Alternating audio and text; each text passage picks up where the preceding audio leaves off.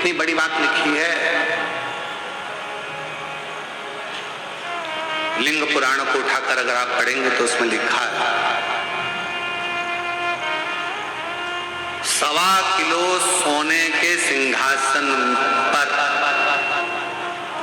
कितने किलो, जम के बोलो जरा, आवाज नहीं आई। 1.25 किलो सोने के सिंहासन पर मखमल का गद्दा बिछाकर एक शालिग्राम भगवान की मूर्ति, शालिग्राम भगवान की शिला रखकर उस पर सोने का छत्र 0.5 किलो का लगाकर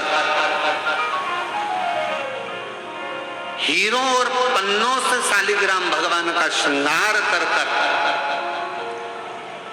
किसी को दान करने का फल मात्र एक बेलपत्र शंकर के मंदिर में चढ़ाने से प्राप्त हो जाता है।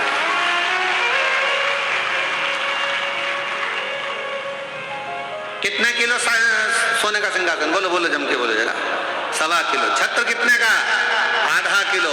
हीरे रतन माणिक मोती सोने से जड़े हुए शालिग्राम भगवान को सिंहासन पर रखकर दान करने का जो पुण्य होता है, 1000 अश्वमेध यज्ञ का बराबर का जो पुण्य होता है, हजारों सर्वोत्तम यज्ञ करने का जो पुण्य होता है, सोम यज्ञ करने का जो पुण्य होता है, वो एक बेलपत्र शंकर भगवान को चढ़ाकर भगवान शिव को अर्पित करने से प्राप्त हो जाता है।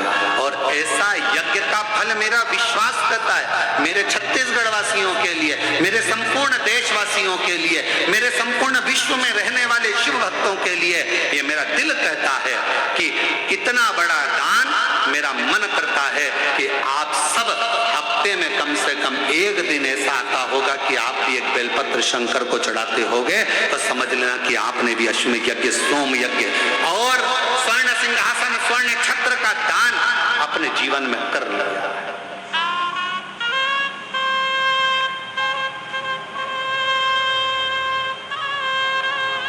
तीन वचन भगवान शिव ने पार्वती जी को दिए हैं, सावधानी से सुनिएगा उन वचनों को।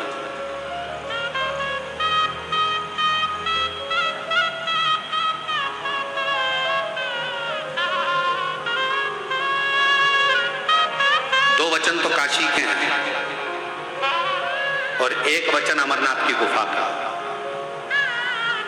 3 वचन मेरे भगवान शंकर ने पार्वती जी को दिए हैं, जिसमें से 2 वचन काशी के हैं कि काशी में शंकर भगवान से पार्वती जी कहती हैं, जिस पति पत्नी में आपस में झगड़ा हो उसमें प्रेम बढ़े, ये वचन दीजिए। शिव जी ने वचन दिया, पति पत्नी अगर झगड़ा करेंगे तो उनमें आपस में प्रेम बढ़ेगा। झगड़ा करने के बाद प्रेम बढ़ता है, स्नेह बढ़ता है। दूसरा वचन दीजिए, काशी में अगर कोई मरेगा तो उसको गुरु मंत्र तुम्हें देना पड़ेगा, तारण मंत्र तुमको देना पड़ेगा।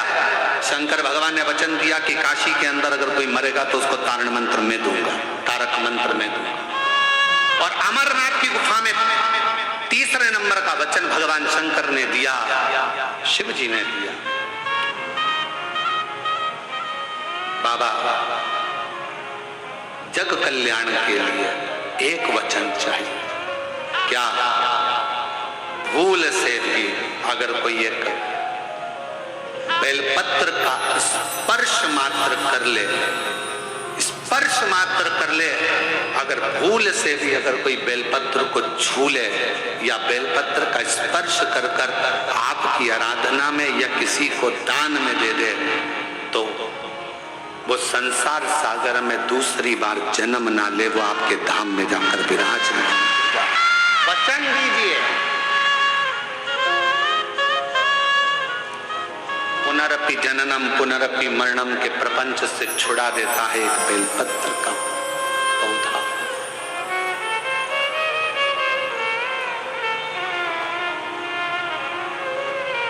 शिव जी के मस्तक पर कितनी रेखाएं रहती हैं त्रिपुंड में?